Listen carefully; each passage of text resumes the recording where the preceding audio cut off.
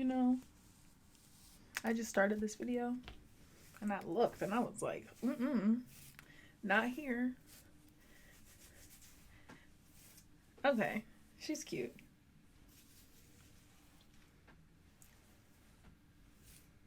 Doesn't matter. I don't think, whatever. Oh, period. Okay, here we go. Hello, everybody. Happy Indigenous Peoples Day. Happy Black Friday. Happy we're not going to work yesterday, today, tomorrow, or the next day. This is a wonderful time. I woke up this morning and I was like, what day is it? This is the first break that I've gotten in a minute. So I might as well record a new episode. You know, it's clear, it's evident that I haven't been making good on my promise to return with episodes every Sunday. I'm gonna get better. I promise. New Year's resolution, Scouts Honor. I'm gonna do better. So, I hope that you had a great Indigenous Peoples Day because we don't celebrate Thanksgiving. Based on its ugly history, we've spoken about this before. We don't celebrate it. I hope that if you spent time with family, it was fulfilling. I hope that if you spent time with your chosen family, it was fulfilling. I hope that even if you were by yourself, you were fulfilled and seeking and finding the healing and peace that you might be in search for. I know that this time of year is a very difficult time for a lot of our pals, you know, and for those who have experienced loss, this is or may be the first holiday season without certain loved ones. Because we are still in a pandemic, this is going to be a holiday season of firsts, and not always the most comfortable or the most happy firsts, which is difficult. And with the same token, there are a lot of pandemic babies, so this season will be a lot of firsts for some new parents, you know. My point is that this time is going to be different for a lot of people. And I mean, last year a lot of people didn't meet up. This year a lot of people are meeting up. If you're meeting up with people you didn't meet up last year, meet up with last year, whatever, you get the point. If you do, please be safe. Try to be safe. Try to wear a mask. Of course, like you're eating, duh. But like, try to be safe. Try to like social distance. Like you get it. You haven't seen Auntie in a minute. But like, just try. And we already know the vibes. Today's Black Friday. As problematic as today can be,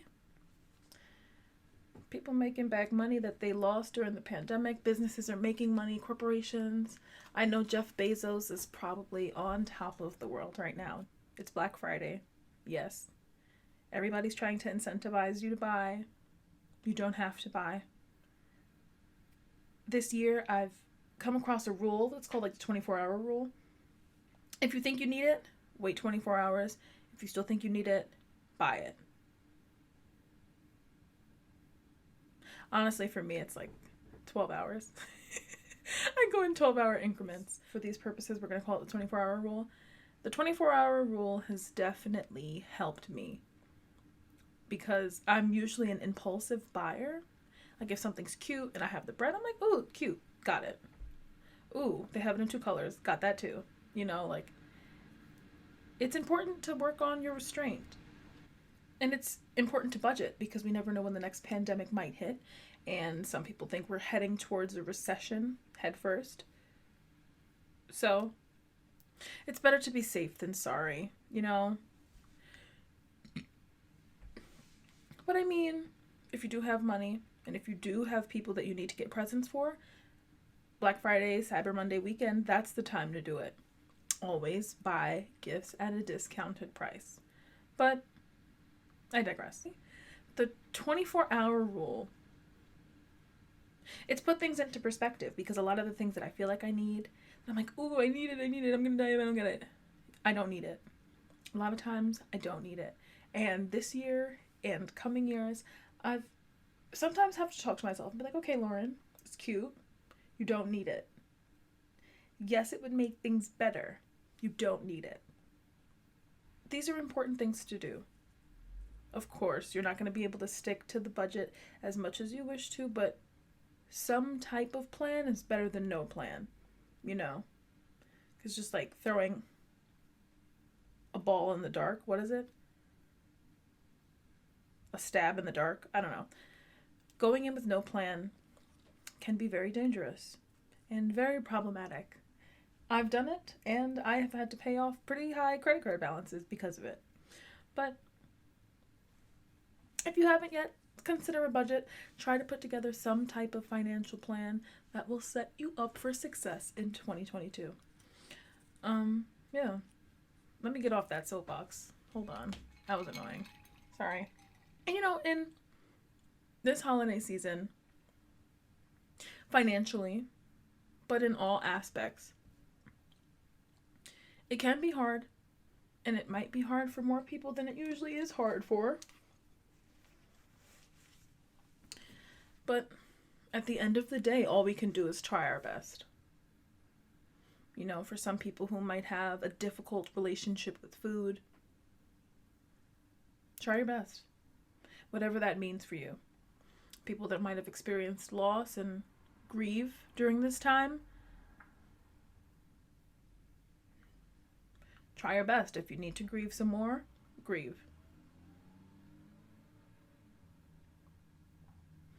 If you need to heal, if you need to meet up, if you need to force yourself to go out and interact with people during a certain time because you isolate, do your best. If you work out most of the time and you stop during this month, try your best. And just like budgeting, you're not always going to make the budget goals every freaking day or every week. But it's about doing your best and meeting yourself like halfway. Like, okay, maybe I can't put away $100 this week. Maybe I can put away 50. And like that's life. You can't always give everything 100%, but do your best. And of course, during this time, we're creating budgets. We're fashioning our New Year's resolutions. We're trying to plan things for next year. We're trying to put some more in our retirement. I don't know, maybe trying to find a new job, trying to get off those last 5 pounds. Do your best. The world pressures us enough. The world stresses us enough. The world throws us into a spiral of existential crisis enough. Why not be good to yourself? Why not try? And reward yourself, of course. But at the end of the day, if you can make peace with those choices, that's all that matters. At the end of the day, that's all that matters. And I was going on TikTok today, and there were a lot of people speaking about how this is the first holiday season post-pandemic where they will not be spending holidays with their families. And as controversial as that can be, because some people are like, oh, it's your family. No. I'm proud of a lot of these people, and I'm glad to see that people are actually setting boundaries that respect them.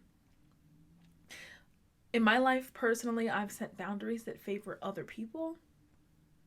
So in this time, it's always refreshing to see somebody that sets boundaries that honor them and their wants, their desires, maybe their kids.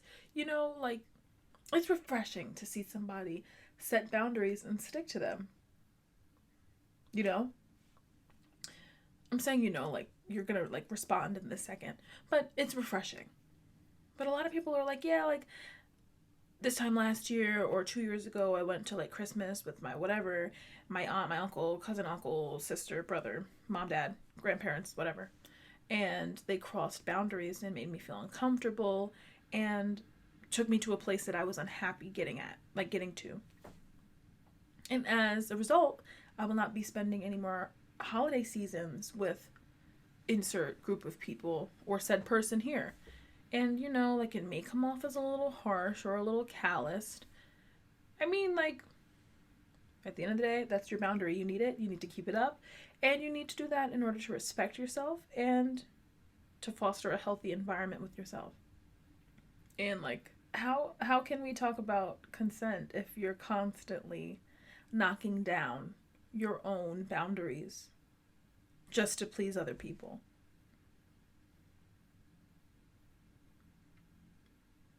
That's not. You're honoring everyone else's consent and desires but your own. And that is a hard pill to swallow. Should I tell you? It is a very difficult pill to swallow. This is a time where a lot of people are reflecting. This year kind of felt like a holding pattern for me. Like a new holding pattern, like it wasn't a circle this time, it was a square, but it was a holding pattern. It's important to realize where you are in your life at the end of the year, of course, but in general, because if you're not watching it, history is going to repeat itself one way or another. And sorry, going back to the money thing, of course, like, because of society and because of, like, what we've been conditioned to think, material items equal self-worth, and especially in the age of Instagram and TikTok and what I bought today and what I ate in a day. If you don't have the avocado toast, the Balenciaga green bag, if you don't have the Chanel boots, it's very easy. If you don't go to St. Lucia with your boy fiance, whatever, I don't know. If you don't do all the things, you feel like a failure. And that's something that's very difficult. If your relationship doesn't look like Michael B. Jordan's and Lori Harvey's, are you even in a relationship? If your body doesn't look like whoever's, are you even exercising? Are you even eating right? Like, it's insane the standards that we can sometimes find ourselves adhering to. Standards set by people with publicists and Photoshop people and managers,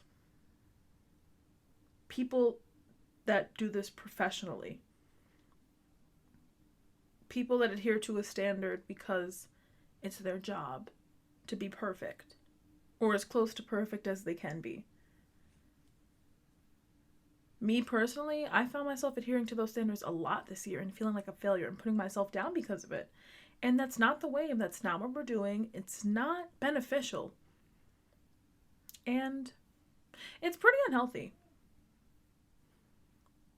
So this upcoming year, like, let's set our own standards, like how we're going to set our own budget. Set your own standards and adhere to those. And do your best. Like, that's it. That's it.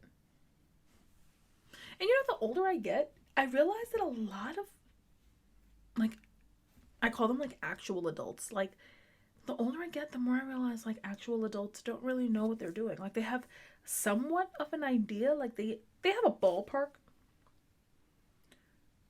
But everybody's just, like, figuring it out. Everyone's figuring it out, like, along the way. Like, that's insane. Because, like, like, as a kid, you're like, oh, when I grow up, I want to be like this person. And then this person, in your mind, is perfect. They have it all together. They know what to do. They know when to do it. They know what to eat. They know what to say. They know how to comfort people. Like, so many of these people had no idea what the heck they were doing. And unfortunately, a lot of these people got to where they are, maybe by luck, maybe by some fortunate circumstance that might have been out of their control.